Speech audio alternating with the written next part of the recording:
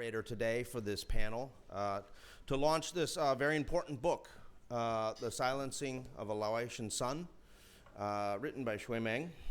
This is a heart's work, something that she has, poured her heart into. These books are available in the back, can be purchased for $10 or 320 baht. And Shui Meng will be signing books after the press conference. So please do get a book and have her sign that afterwards. I would just say that 9 years on, the situation doesn't feel any better. It still hurts as much. And we've got a very important group of people here to talk about the situation, not only about Sombath Somphone's enforced disappearance, but also about the situation in Laos. And I want to introduce our first speaker, which will be Cynthia Veliko.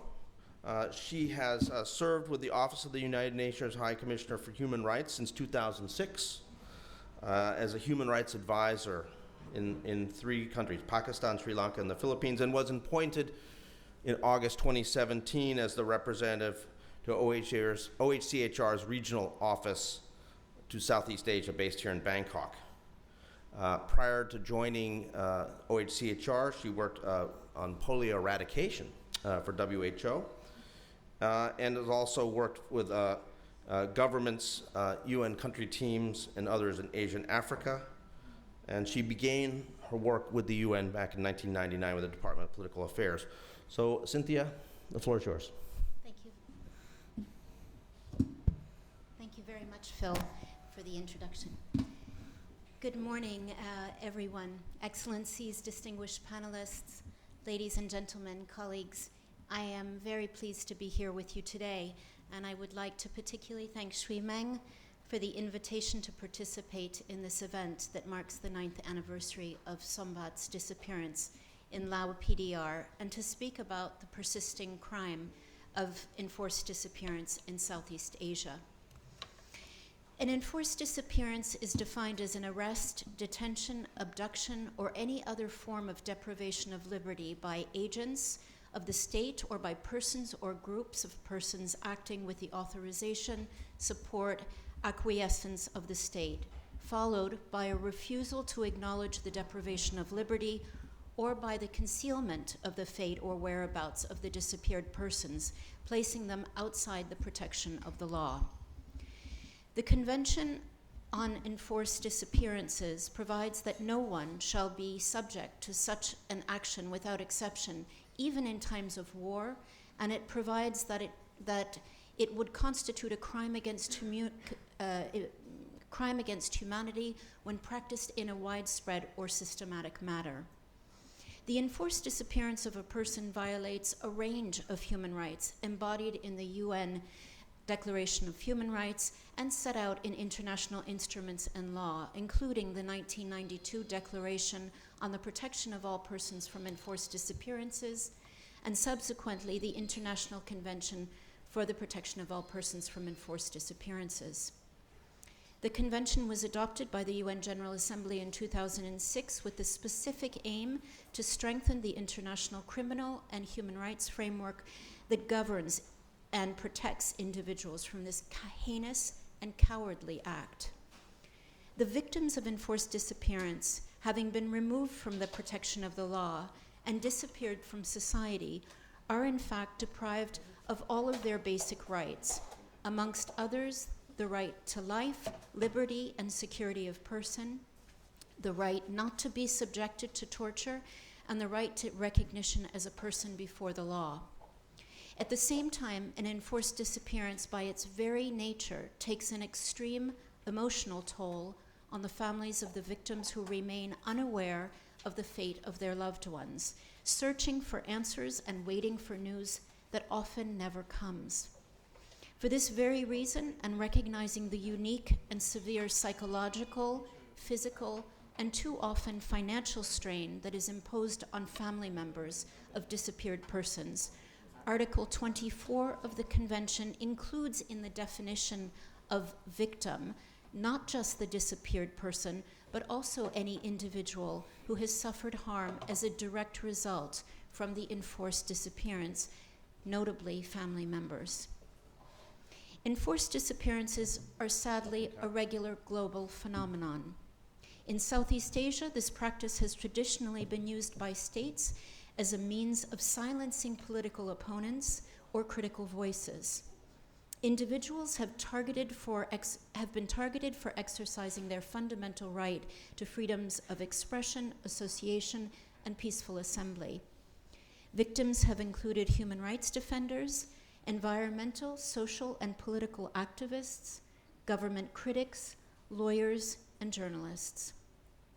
In addition, over the past decade, there is a deeply worrisome trend in relation to the number of enforced disappearances that are occurring in the context of counterterrorism activities, as well as what are so-called wars on drugs.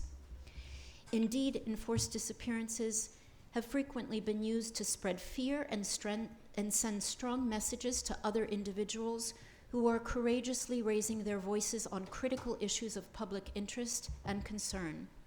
The feeling of insecurity that is generated by this act is not limited to the close relatives of the disappeared, but also affects communities and societies as a whole.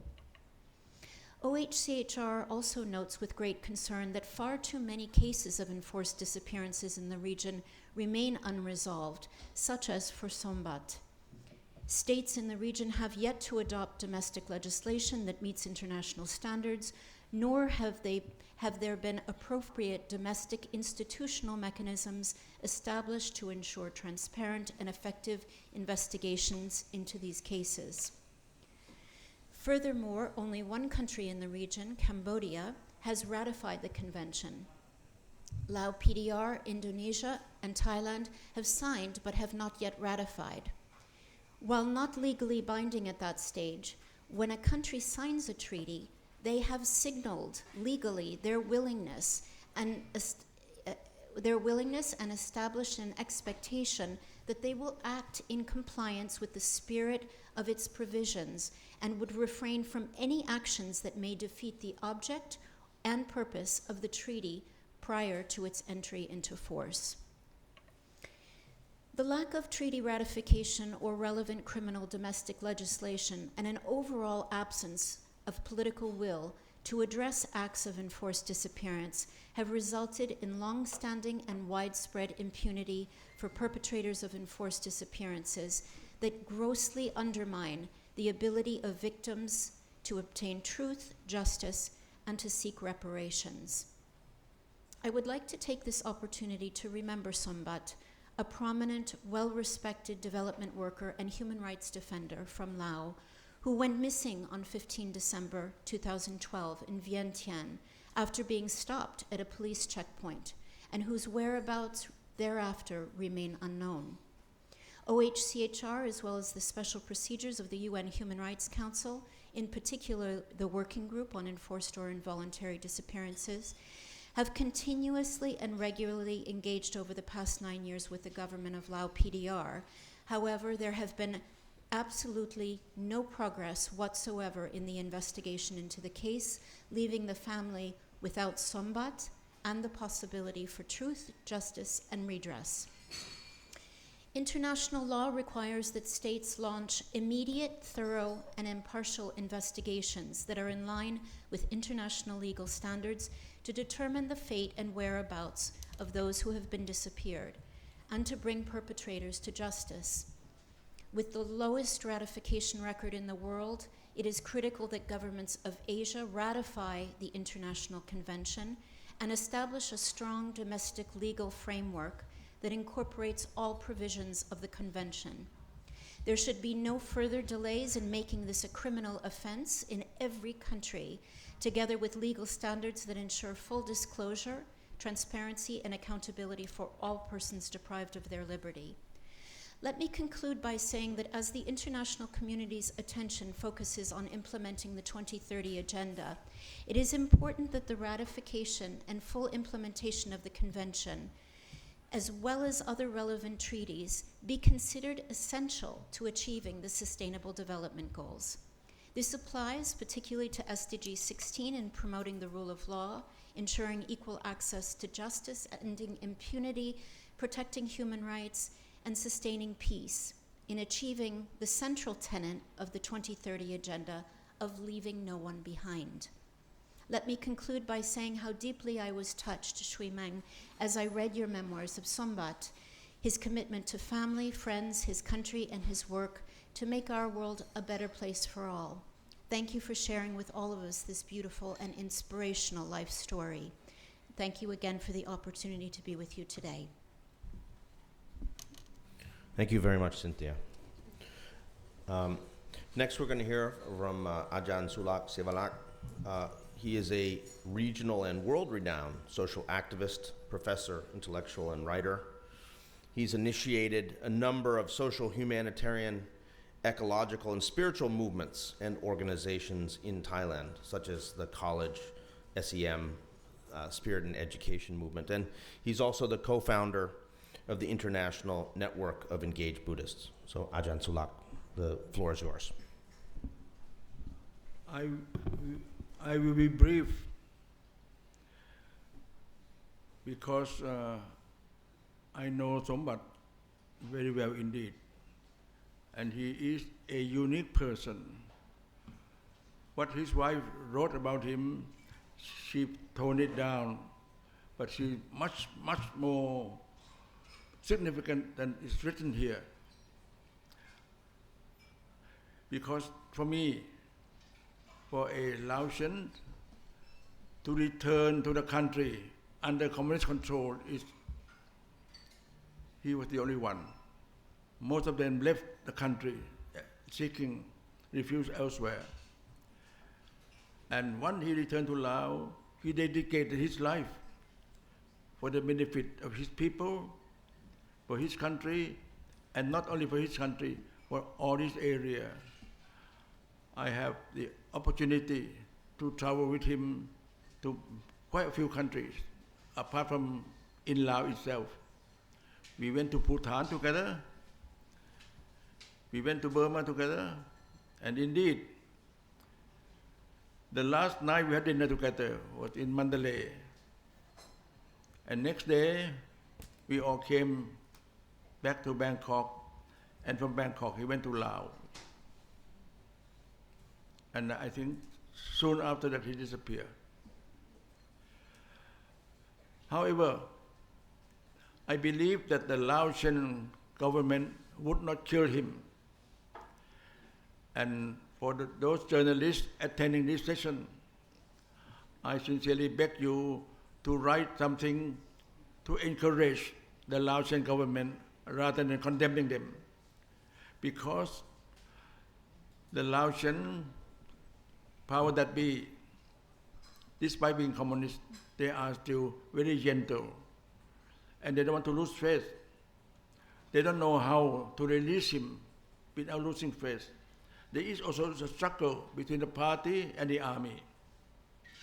I can assure you that he is still alive. Because I have a friend, a Laotian friend, who was my classmate at the Assumption College in Bangkok. His father was the chief Chapaya, the highest ranking of the regime under the king. He himself was the personal aide-de-camp to the king. Of course, he disappeared after the communists take over with the king and the crown prince and the rest. And people thought he dead. His wife remarried. But after 20 years, he turned up. I met him personally in Laos. So that's why I'm not only hope, I am sure Sombath is still alive. And I hope they don't treat him too badly. Because comparing with the Lao government and the Thai government, I think the Lao government are much more gentle than the Thai or the Khmer. I think as I speak in this country, some of you may know that I also have been treated very badly by the Thai government, the Thai junta. And now in Cambodia, quite a number of refugees come to my place at the ashram. More than 50 people fleeing from the Khmer government. Just in short, I just hope that with this, launching this book, and those who want to write about it, please use your tact and make the Laotian government that they are kind people, gentle people, and I hope soon Sombath will return to us all. And if you want to hear more from the author of this book, let me advertise on the 13th of February, she will give a public lecture in Bangkok. If you're interested, I will leave my card. You can contact me, the place where it would be taking place, and I'm sure she will have more to tell you. And with that, I just end my brief introduction. I hope that we have more time opening dialogue from the audience and from us. Thank you. Thank you, Ajahn Sulak. Yes, we will certainly have a time for question and answer at the end of this session. Next, I want to turn to Ankana Nilapayjit. She was born in a Muslim family in Bangkok, Thailand.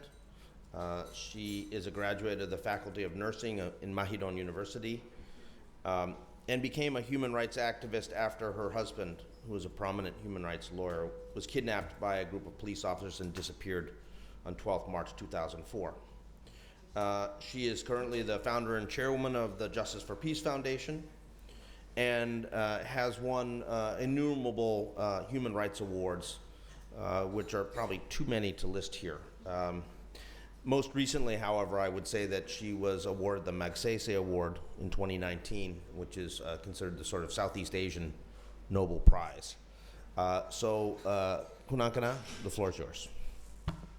Thank you very much, Bill. And good morning, everyone, Excellencies, colleagues, and friends. And my special thanks to Pishuming for having me to join this very important moment.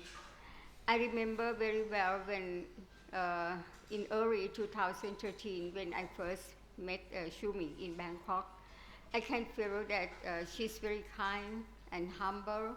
She's very impressive to me, and she always optimist. She firmly believed that Sombath's still alive, and one day he shall return to his family. And until now, nobody can change her mind and breaking her hope. Thailand is similar to many countries in Asia that enforce disappearance and can happen anytime and any places. And as this is a crime committed by state officers, so it made the life of victims and their family more complicated, scary, and insecure, especially the marginalized and vulnerable people. For family, our life was totally changed after our loved one disappeared. And when life was changed, it cannot return to normal. Only thing you can do is you have to move on, even though you cannot see the better future. My husband, a human rights lawyer, was abducted by police in 2004, and until now, his fate and whereabouts remain unknown. Before his disappearance, I'm a professional nurse, as Phil mentioned earlier, and I'm also a mother of 5. This tragedy made me to face so many kinds of stress and intimidations. But I have to struggle to survive, not only for myself, but also for my family. I would say that it is hard to imagine how immense the impact caused by enforced disappearance on the victims themselves, their communities, and their societies, as well as the impact on economic, social, and cultural rights. In addition, enforced disappearance is the creation of ambiguity in between existence and non-existence. It has made the traumas as inflicted that more complicated and aggravated than other kinds of human rights violation. It has even caused tremendous fear among families of the victims. It does not only render wounds on the body of the victims, but also crush the victim's selfness and degrade his or her human dignity and identity directly and indirectly, especially for the secondary victims, for example, his or her family and society. The families, especially children of the victims, as a result, have to live with traumas and deep pain for long life. After I became a survivor, I tried to support other victims. I found a small organization called Justice for Peace Foundation. The organization has aimed to promote and protect human rights, especially torture and enforced disappearances, fighting to end impunity and inequality in Thailand and in Asia. And because of trust from the families of the disappeared, I became a critical voice for the victims, and I passionately dedicated and keep advocating on behalf of victims and representing the most marginalized community in the region. GPF have a lot of activities to empower victims' families. We have published the first report on situation of enforced disappearance in Thailand in 2012. The report opened the stories and showing the faces of many victims of enforced disappearance in Thailand. And it brought the issue of enforced disappearance to national and international attention. JPF also worked very closely with UN Working Group on enforcers or involuntary disappearance, and we lobbied and encouraging the Thai government to ratify the convention and pass the organic law on torture and enforced disappearance act that now under the consideration of the House of Representatives.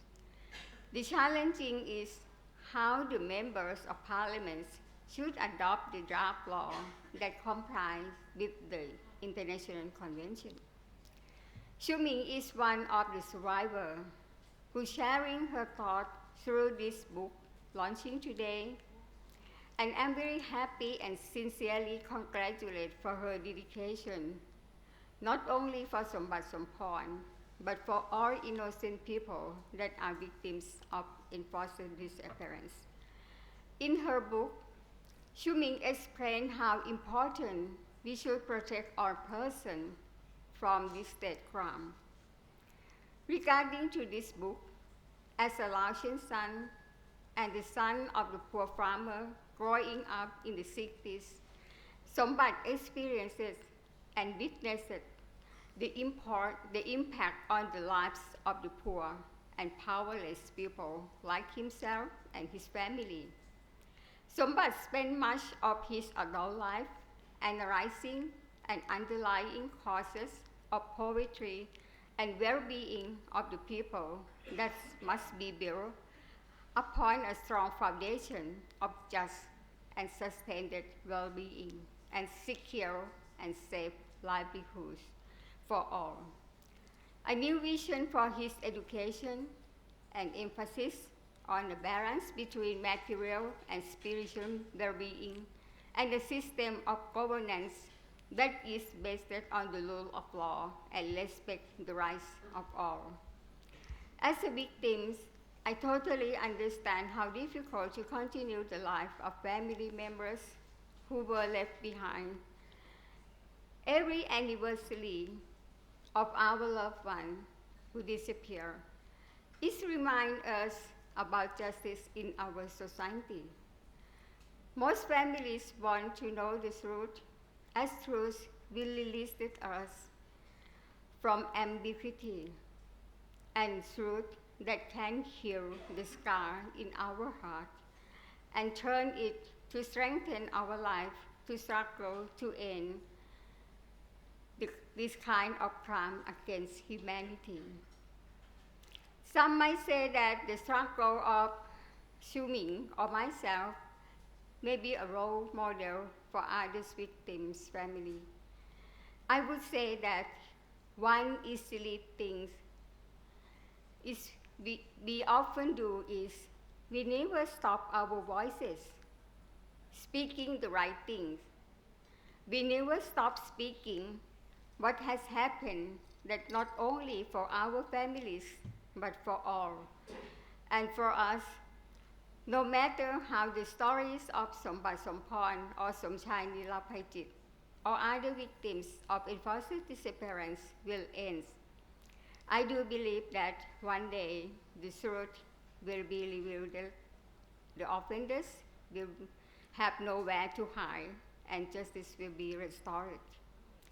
For victim families, there's some traumatized memories that still buried in our heart.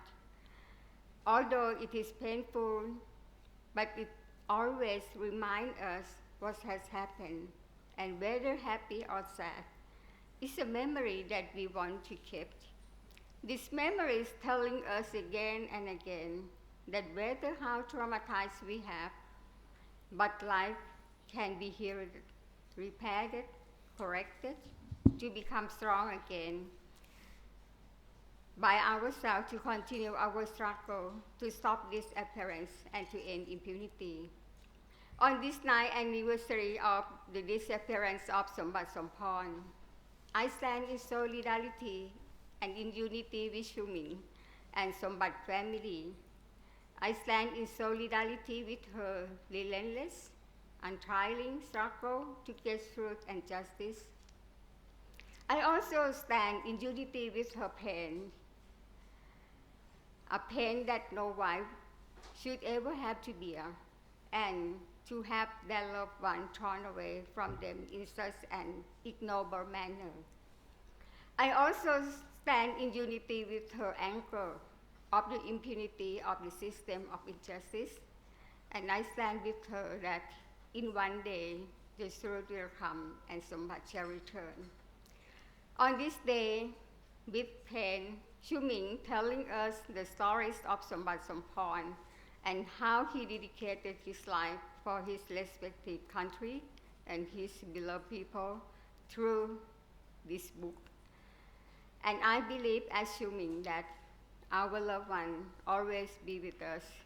And as is wrote in her book, in the front page by Anonymous, I quote, "Those we love don't go away. They walk beside us every day, unseen, unheard, but always near, still love it, still miss it, and very dear." I thank you very much. Thank you, Kun Ankana, for that very heartfelt statement of solidarity and support. Now we're going to hear from Shui Meng. She's a Singapore national. She's also the wife of Sombath Somphone. In 1986, she left her home in Singapore and moved to join her husband, Sombath, in Laos. After that, she worked mainly in the development field with several development agencies focusing on women's development and improvement of livelihoods. In 2012, her husband, Sombath Somphone, who was a respected and well-known development leader, was disappeared in Vientiane, right in front of a police post. In fact, the entire sequence of Sombath Somphone's abduction was recorded by the Lao police CCTV, which Shui Meng was able to obtain. Since her husband's disappearance, she's mounted a relentless campaign, both inside and outside Laos, to get Sombath Somphone released and returned safely to her and her family. She's made countless appeals to the Lao government authorities to investigate the case and to find her husband. But to date, she's only really met a blank wall. She's also traversed the globe to seek international support to find answers on what happened to her husband. And it's now 9 years since Sombath disappeared, and she still has no answers. To ensure that the despicable crime against her husband will not be forgotten, she has written the book Silencing of a Laotian Son, The Life, Work, and Enforced Disappearance of Sombath Somphone, as a way to ensure that the life and legacy of Sombath will live on. Shimeng, the floor is yours. Thank you. Good morning to everyone. And thank you for coming out today to be here with us. Most importantly, I really want to thank the panel of speakers, Ajahn Sulak, Ankana, and Cynthia. They are dear friends, supporters, and have been with me over many years, walking this journey with me and giving me encouragement.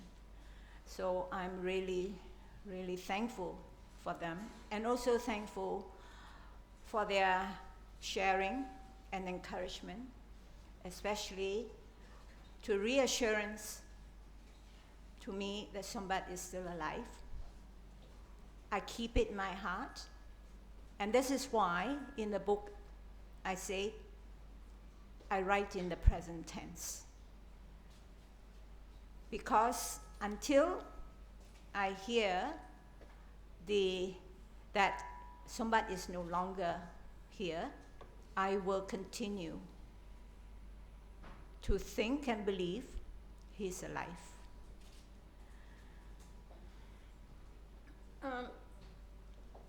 Tomorrow, 15th December, is the 9th anniversary of Sombath's disappearance. And over the last 9 years, it has been, like Ankana has described, a fellow victim. It has been a very traumatic journey. So some of you may ask, or some friends have even asked me, why write the book? Why relive the trauma? I also often wonder, when I started writing the book, I asked myself the same question. Why do I want to relive the moments of what happened? But as Ankana herself very well knows, our trauma, our wound, is always with us. It's only temporary and momentarily covered by the scab of time. Scrape it, and the wound and the oozing pain is there. It will never go away. So I decided that I must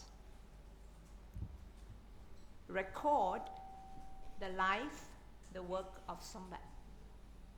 It is to validate his life, that he walked this earth. He is a human being like you and I. He too have parents who gave birth to him, raised him, loved him, and nurtured him. He has a right. His memories of what he did, what he achieved, these memories can never be disappeared. The perpetrators who so heartlessly tore him from the bosom of his family want us to forget. They want to disappear him, and his memories to be forever erased from the surface of the earth. I can't let that happen.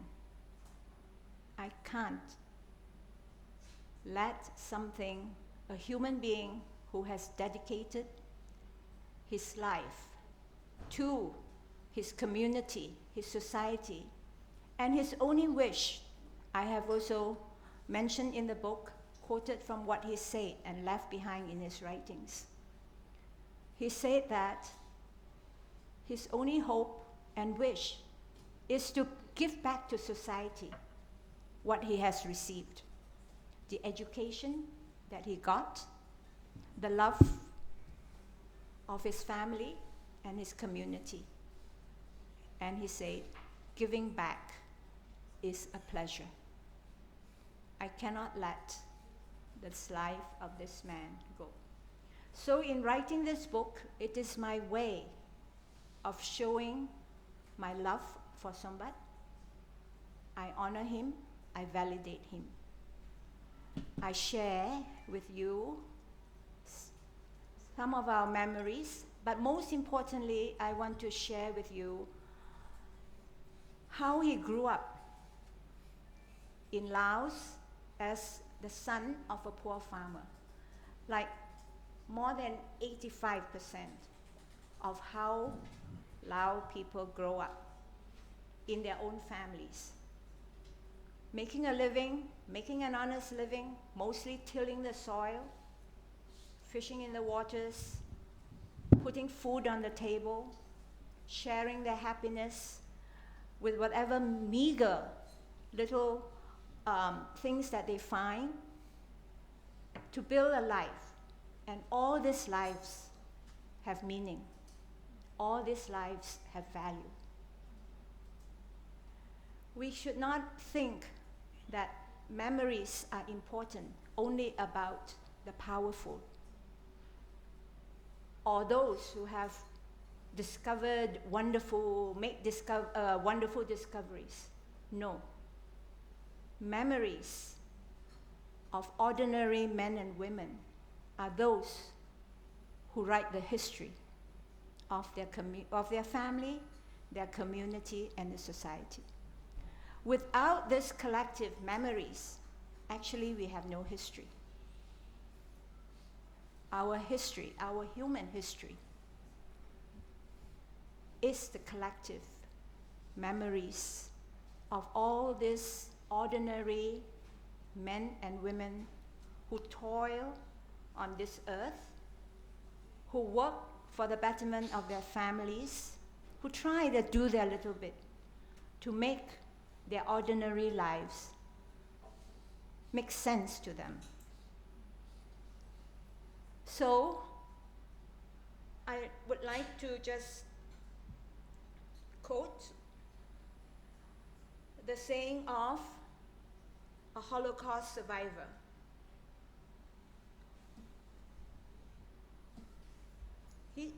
Elie Wiesel, the famous Nobel Prize winner, who had written in his memoir, famous memoir called Night. And I have often gone back to read him to remind myself that survivors have stories to tell. He said, for in the end, it is all about memory, its sources and its magnitude, and of course, its consequences. For the survivor who chooses to testify, it is clear his duty is to bear witness for the dead and for the living. He has no right to deprive future generations of a past that belongs to our collective memory. To forget would not only be dangerous, but offensive. I must also say, writing the book has not been easy. It has been an emotional roller coaster.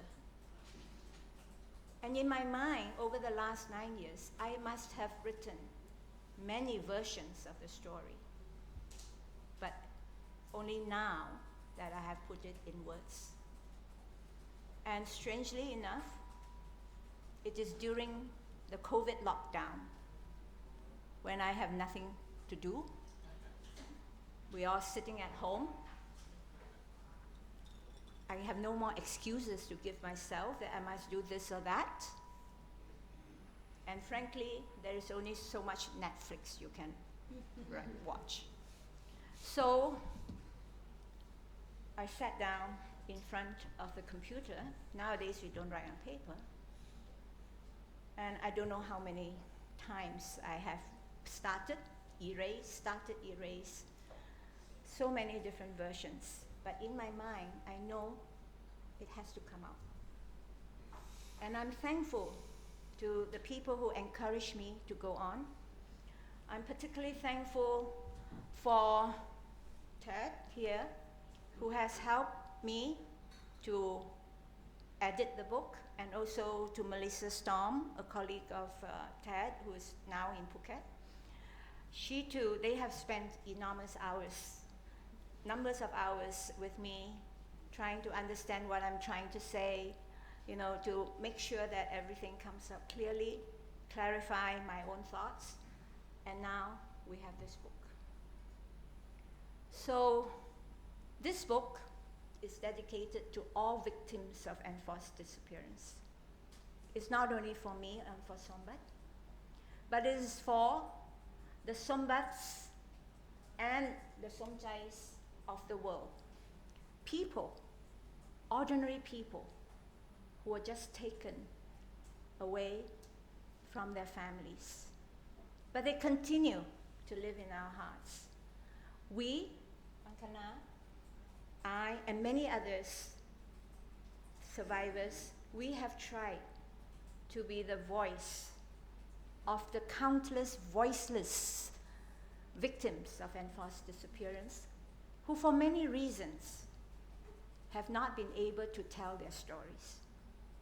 I hope you will read the story, share the book with your friends and networks, and make sure that our memories go on. So, as Ankana closed, I too would like to once more repeat this anonymous poem which I have used at the beginning and at the close of the book. Those we love don't go away. They walk beside us every day, unseen, unheard, but always near, still loved, still missed, and very dear. Thank you.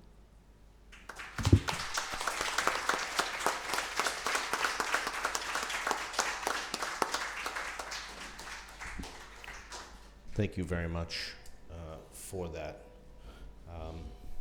It's hard to know really what to say. I mean, it's so wrenching. We will continue to fight to find out what happened to Sombath. Human Rights Watch and many other organizations are still demanding answers from the Lao government, and we will continue to do so.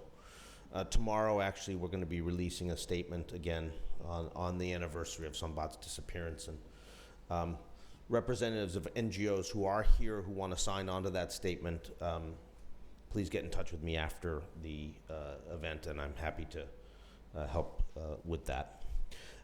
We're going to open the floor for discussion.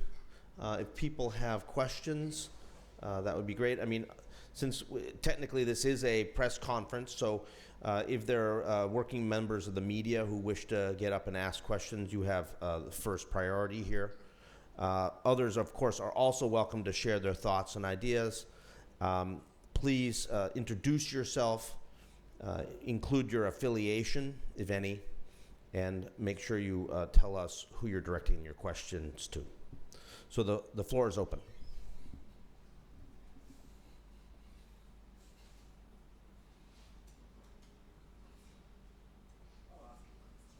Go ahead.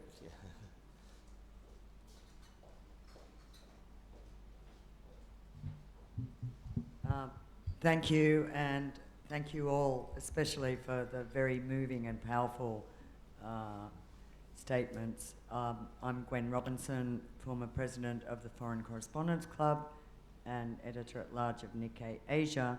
I'm just curious, I'd like to ask Ajahn Sulak, You said that Laos is kind of gentler than some of the other countries of the region, which is coming off an extremely low base. But it seems to have a far more insidious culture of repression.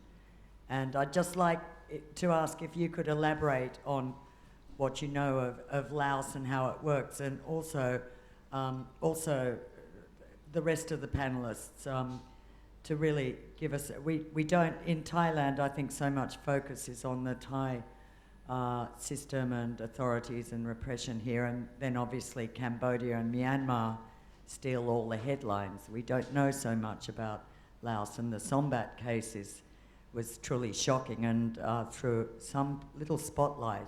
But the way I think authorities in the immediate aftermath of his disappearance stonewalled everybody, including, other governments and international organisations, would suggest there's far more problems in Laos than really meet the eye.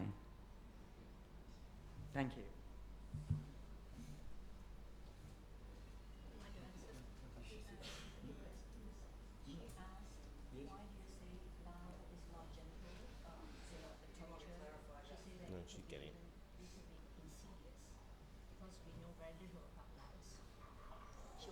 I only speak from my personal experiences, and if I may claim, I know Laos quite well.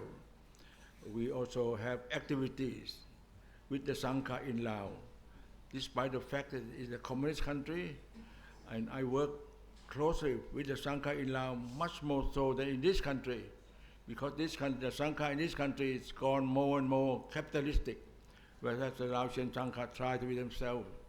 And I know not only the Sangha, I know quite a number of people, include some in the government, even those on the cabinet level. But unfortunately, even those in the cabinet level have no real power, because power lies only with the Communist Party and the army. I may be wrong, but I think that my personal experience with Laos and my personal experience with Cambodia is entirely different. In my small organization right now, we have almost 100 refugees from Cambodia, and some of them who flee to this country. Hun Sen sent people to kill the people in this country, unfortunately, with the collaboration with the hideous Thai junta. Burma, of course, is much more vicious. And I understand, because the Burmese are minority in their country. They distrust the Mon, the Kachin, the Karen, and so on. This is just my personal experience about Laotian people, and even those in the power that be. Would anybody else like to comment about the sort of the way that Laos works? I think Ajahn Sulak is right, in the sense that if you live in Laos, and I've lived in Laos for so many years, I have friends here who have also, some of you have also lived in Laos, worked in Laos. Laos don't, although it's a communist country, we know that there are, underground cells in every community, every village who will report on our activities. But you don't see the same kind of violence that you hear of, where police will come out and shoot and kill. I think partly you don't see that kind of violence because, yes, majority of the Lao people are very gentle, and they try to avoid any open confrontation and open disagreements. Of course, below it is all there. But also, Ajahn Sulak has put his finger rightly on one point, is that Actually, if you look at the leadership, people have been engaging with Prime Minister, with the Ministry of Foreign Affairs, talking to this minister and that minister. Actually, many of the government ministers have no power. They don't make decisions. They only implement decisions. The decisions are made by the Politburo, a small number of men and one woman in the Politburo. Many of them are from the military. The key senior people are the military. And the decisions are often made on the basis of security, keeping Laos safe. And all it needs is one of the generals, and the president is always a military person, sitting on top of the Communist Party. All that small group of generals, 2 or 3 of them, all they have to say is that so-and-so is a troublemaker. So-and-so is undermining the security of the state. They don't need to show evidence. All they need to do is to tell people we should keep the state safe, to keep peace, get rid of these people, and they will be removed. Either disappeared or with trump-up charges, put in jail. And because of the gentle nature of the Lao people, who are always afraid of getting into trouble, will keep quiet. Family members will not say anything. They will not challenge the state. Even members of my own family. I'm the face of protest. I'm the face of what happened to Sombath, because I'm a Singaporean. I am a Singapore citizen. I am not a Lao citizen. I don't have a Lao passport. They allow me to stay there and give me a visa, a long-term visa, because I have a small business there, so I'm staying there on a business visa. They can throw me out anytime, any day, but they chose not to. Probably they don't want to make a big row. But nobody in my family will openly challenge the state. This is why it is so easy to kind of have this sense of peace, sense of non-violence in Laos, because the people are compliant. The people were not challenged. And to some extent, and actually I say this, and that we have some diplomats here also, even the diplomatic community, because they want to work in Laos, they also want to make sure that they don't get into trouble. They try not to raise the issue openly. There are human rights dialogue. They're behind the scene, they're helping. I know, they tell me what they're doing. We have asked this, we have asked that, we try and get answer. But they will never openly challenge the state. And this has become the practice. So inside Laos, nobody talks about Sombath. Nobody. It's only outside. This is why we need the international pressure to continue.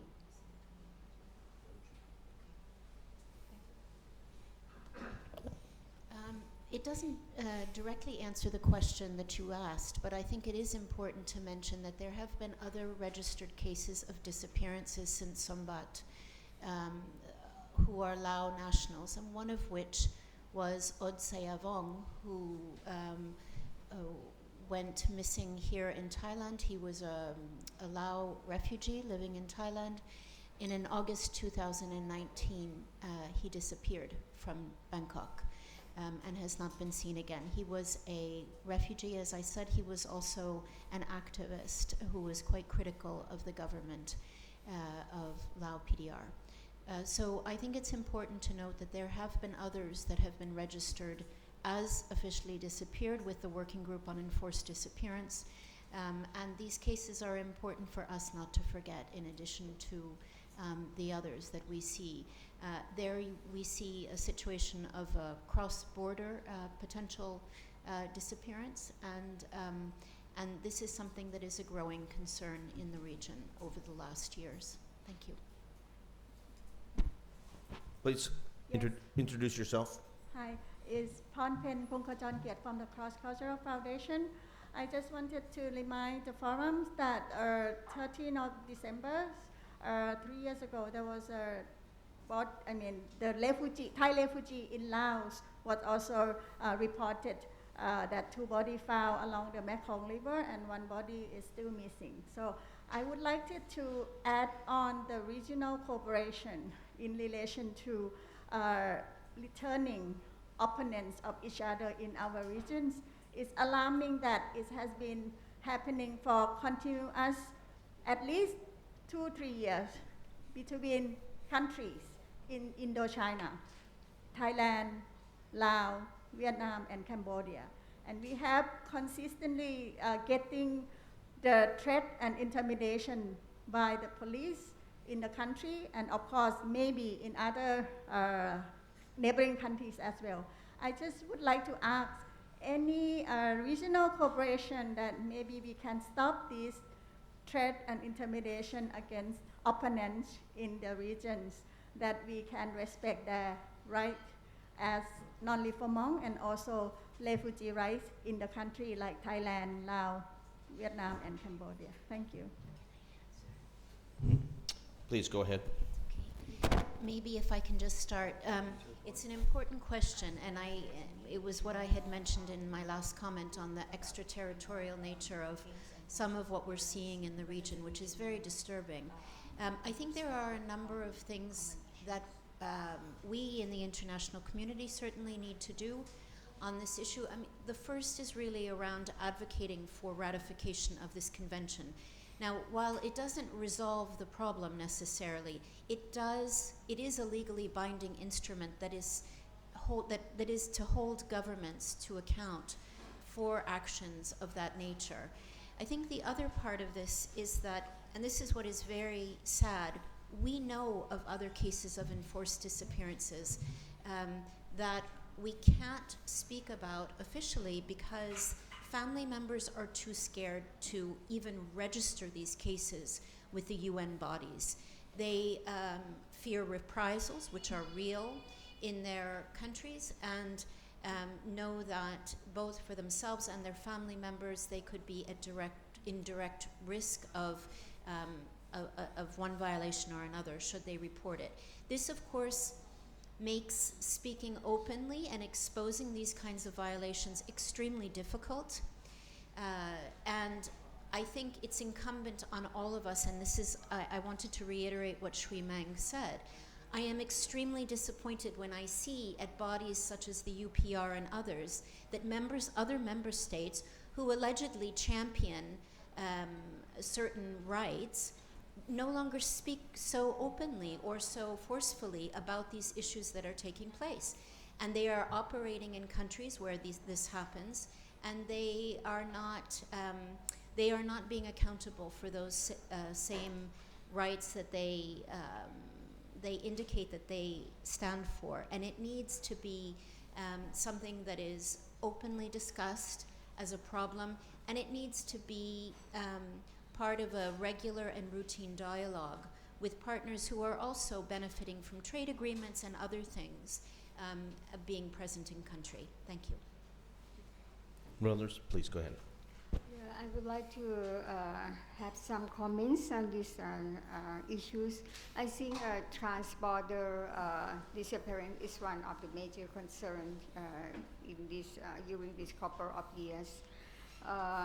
About the 2 Thai political activists that migrate to Laos, and after that we found 2 of them dead in the Mekong River. For the investigation of the police, the police found a lot of evidence that some of the concrete in the abnormal is not from Thailand, but it's from neighboring countries. But the police cannot investigate more than that because they have no cooperation among ASEAN for serious human rights violation. I also disappoint the role of the human rights mechanism. For example, the CNF, the Southeast Asian Forum on National Human Rights Institution.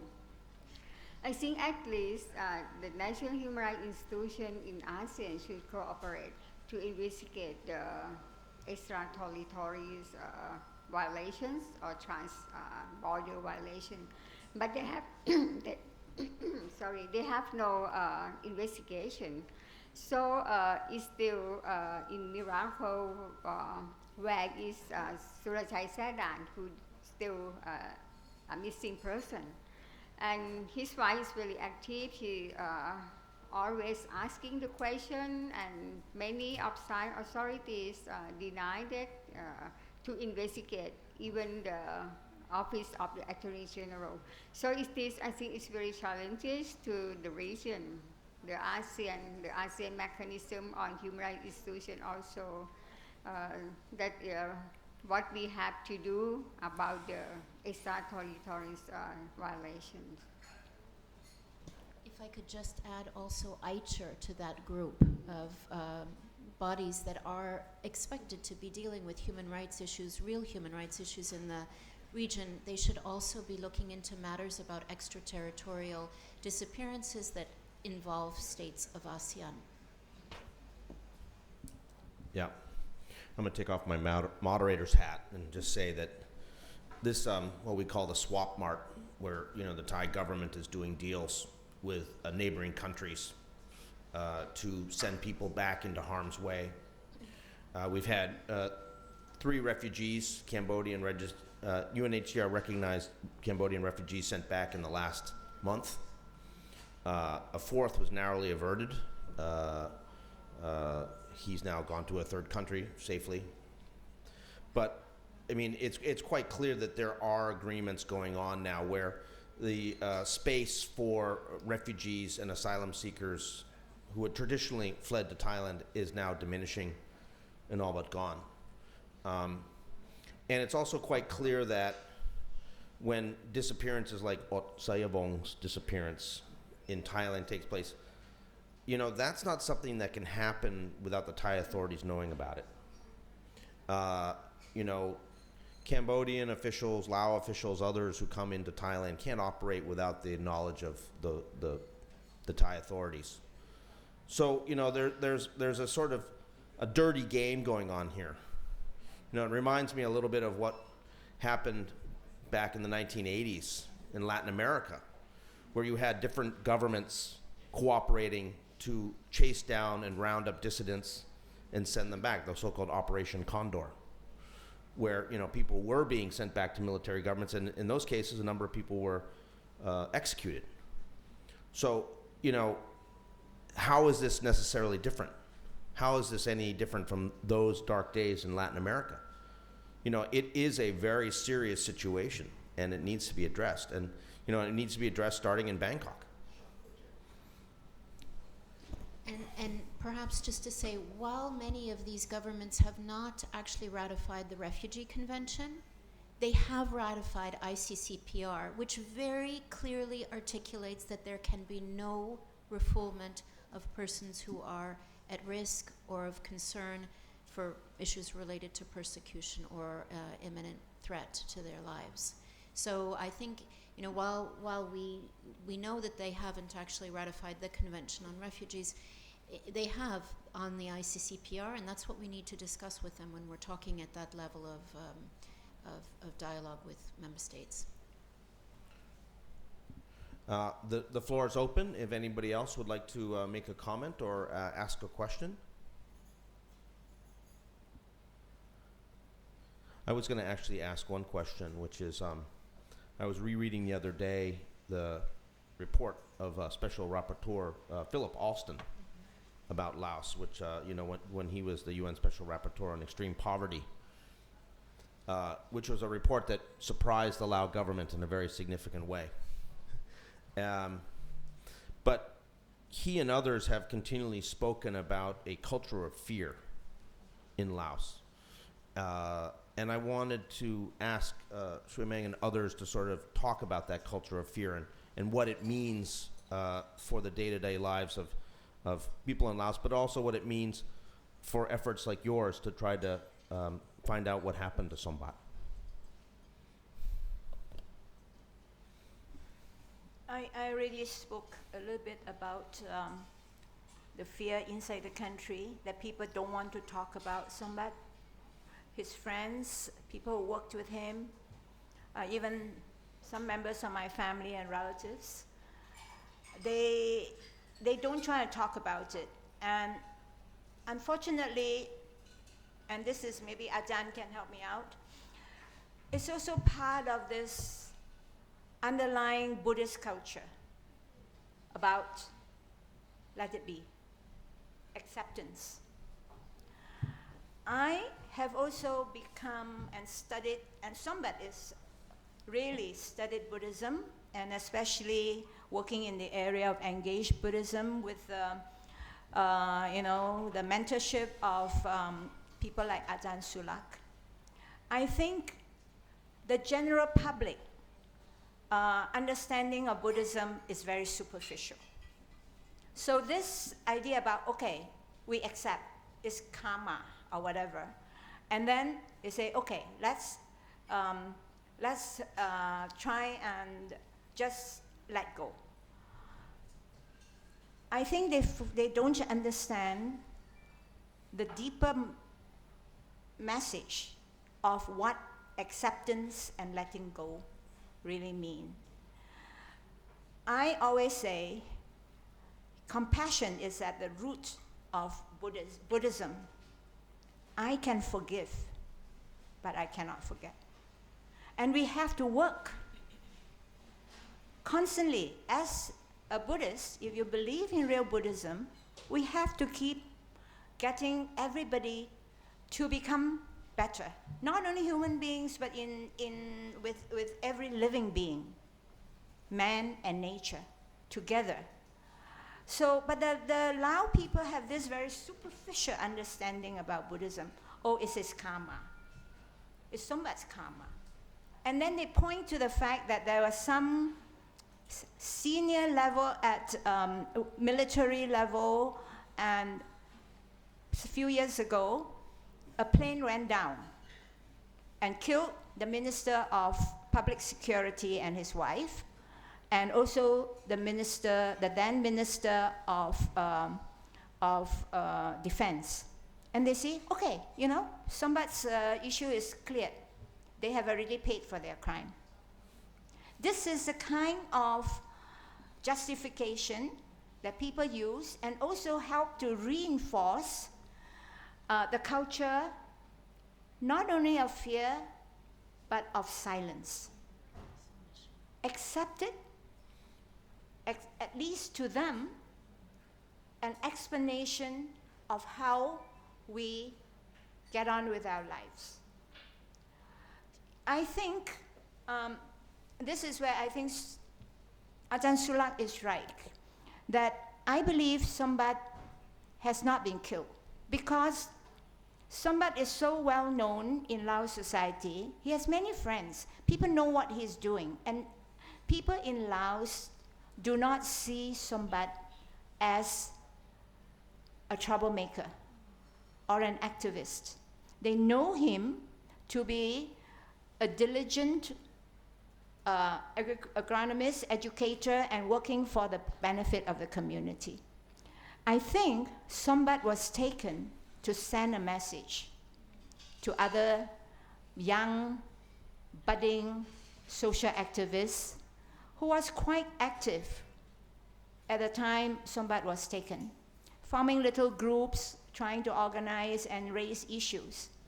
I think Sombath was taken to be a message to the other Lao.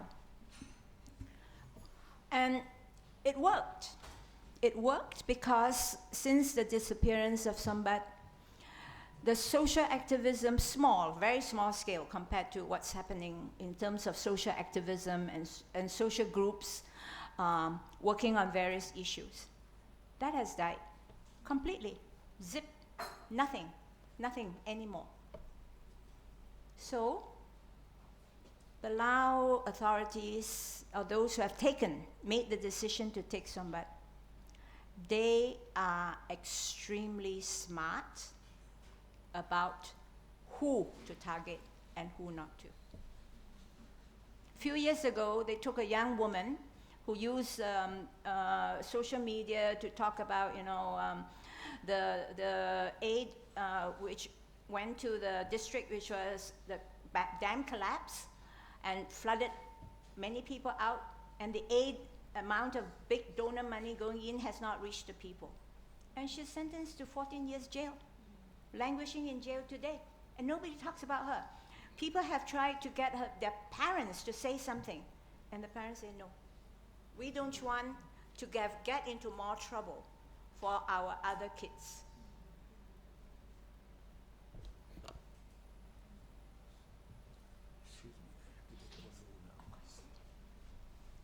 Please go ahead. Introduce yourself, please. Thank you. Thank you for the sharing.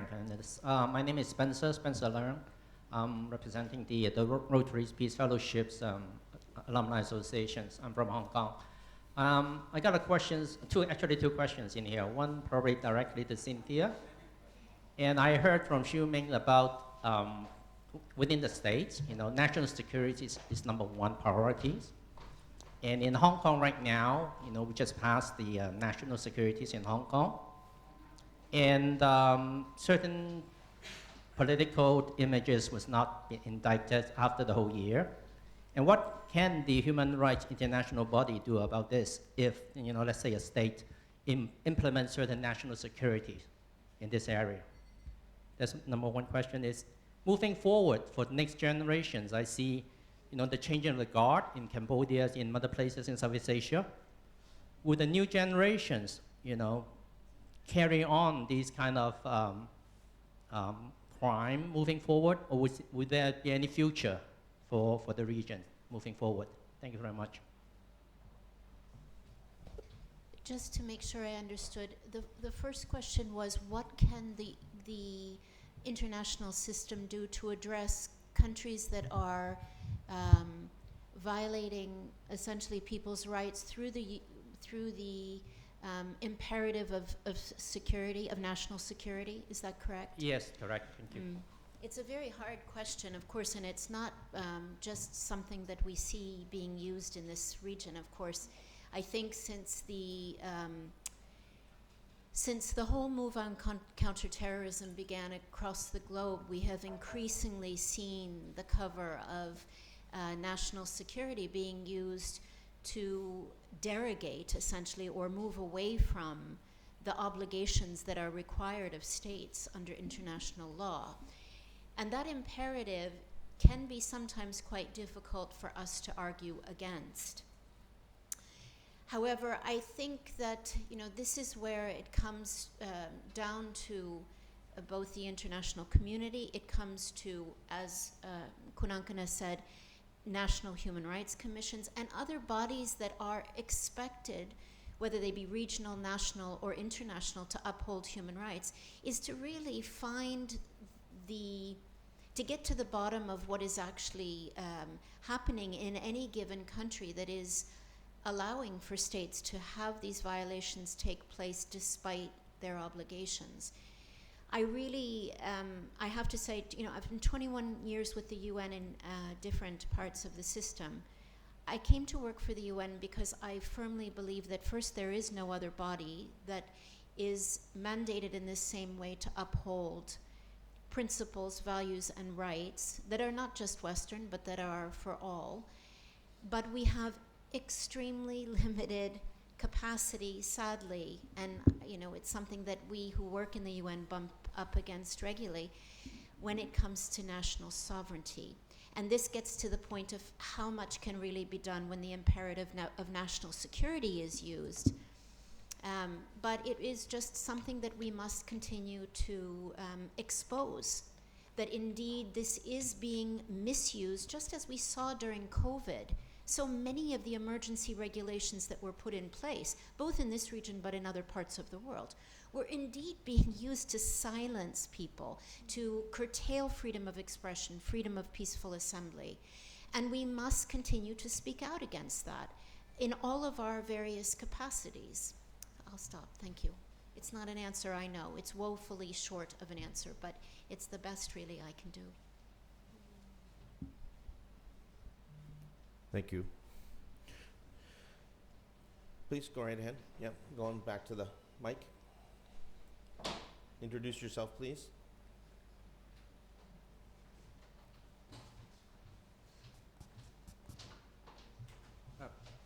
My name is Ted Mayer. I'm with the International Network of Engaged Buddhists and the School of English for Engaged Social Service. I had the honor of being one of the editors for Shui-Ming. And I want to thank you, Shui-Ming, for that, along with my colleague, Melissa Storms.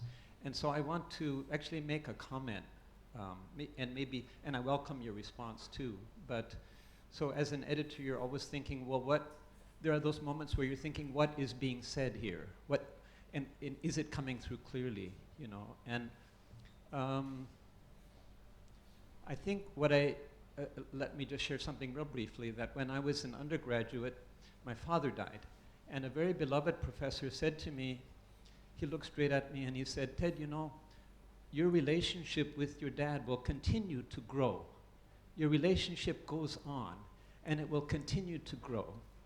And I just thought about this just now because both you, Kun Ankana, and Shui-Ming have emphasized the ambiguity that is there. So I'm thinking that in that situation of someone who has been forcibly disappeared, that your relationship goes on and it continues to grow. And what I want to say here is that as a reader, if you haven't read the book yet, Shui-Ming's book, I think you will see a person who is working through their relationship with someone, and that person is of international significance. You know, so that, and I really appreciate that dimension of your book, Shui-Ming, that, and I welcome your response, but I feel that you are also, you know, relationships have many dimensions, very ordinary, mundane kind of things, very tremendous things, you know, but at the same time that you're talking about someone you knew well, and through the book you learn about Laos, you learn about the whole phenomenon of enforced disappearances, but you also learn about this person who's working through a relationship. So I just want to recommend the book in that sense, and also thank you for your honesty and your courage in speaking up. You know, Nadia Murad, who was one of the co-winners of the Nobel Peace Prize, who was a sex slave of ISIS, she said, you know, my one power is to speak up. And I really appreciate what various people have said. I think it's not just Laos. I think all of Southeast Asia, not only Southeast Asia, but, you know, I'm an American, and I see it there. But is this, but especially in Southeast Asia, I think this feeling of it's too scary to speak up, but also it's sort of not right, it's not polite, and so on. And so I really appreciate your courage in speaking up, both of you, Kun Ankanai and Shui-Ming. Thank you so much. Thank you. Would you like to comment back on that? Ted, you're right. Writing the book, it's a way of continue our relationship, my relationship with Sombath, and to get to know him, facets of him which probably I didn't notice, or, you know, you kind of don't really pay attention to, comes back, and then you kind of wonder, okay, why did he do that? Why did he say this? So it's not emotionally easy, but at the same time, it's also comforting. And I often also regret oh, if only I have had more chance to have talked to Sombath about this or that, and to hear what he would have said. So, in some sense, he's always with me. This conversation, this relationship continues. And that is perhaps the comforting part of writing the book, the comforting part of exploring or exposing facets of our lives.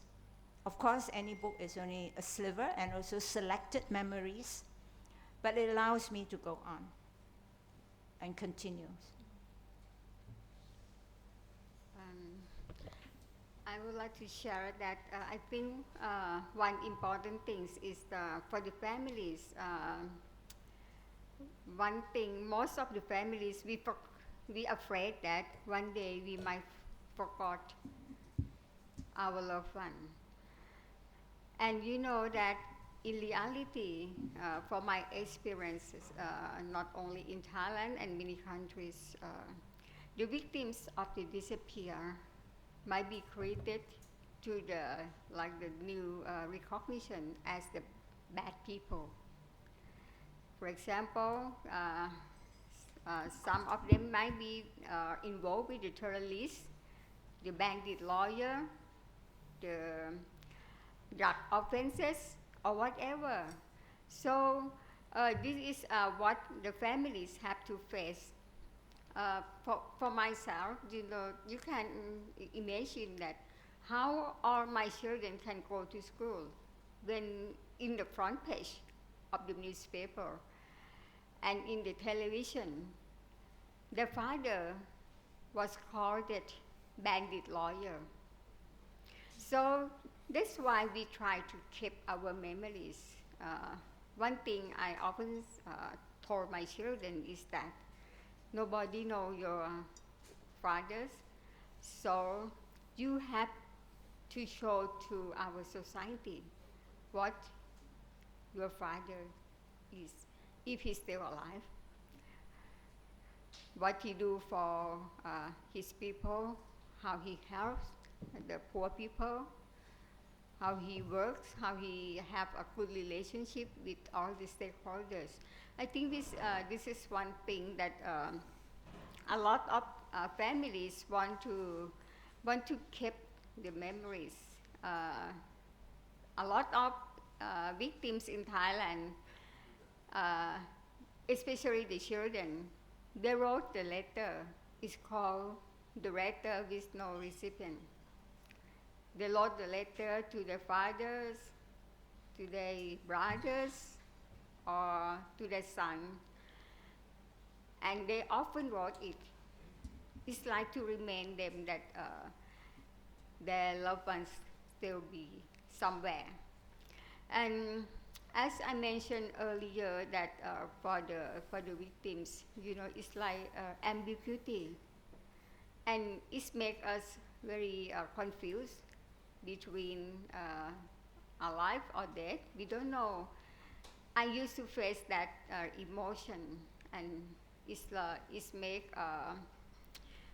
the children, it make the family, especially the children, are very confusing what has happened, because I think that most of the government try to make us in confusion, because you know that one day somebody came to your house and said your father is still alive, and the next day you heard another story.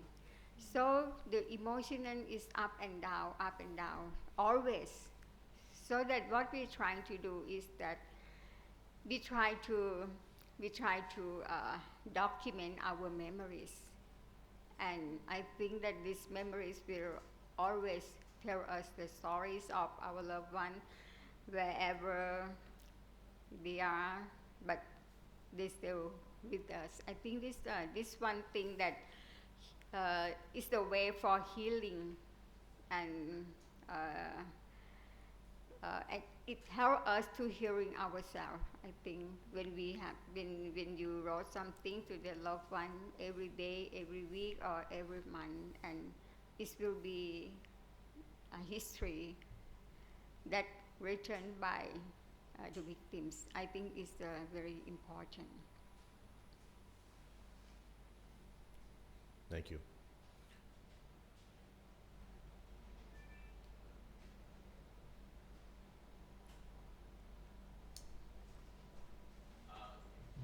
My name is Jim Lehman, and I'm retired here in Bangkok. This is just a comment. I first met Sombath in 1970 when he was a student at the lycée in Vientiane. And to see a photo of him in the book a few minutes ago at that age is rather painful. I would just like to thank you for completing the book. I know it was a struggle. There's a common belief, I think, in Thailand as well as Laos, that we don't talk about something, it never happened. And this book will make forgetting what has happened painful. Thank you.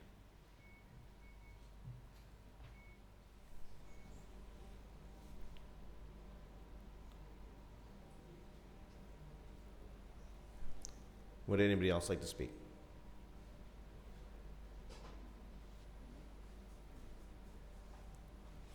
If not, let me thank you all for coming. Let me also note again that there are copies of the book for sale in the back. That Shui Meng will be here, so you can come and have her sign the book and share your thoughts with her directly if you'd like. I want to thank everyone who was involved in organizing this. I want to thank all the people who were involved in helping with the production of the book. And on behalf of all the families of victims of enforced disappearances, recognize that we're not going to give up. We're going to continue to fight forward, and we're going to find out what happened. We're going to find out where is Sombath. So thank you again.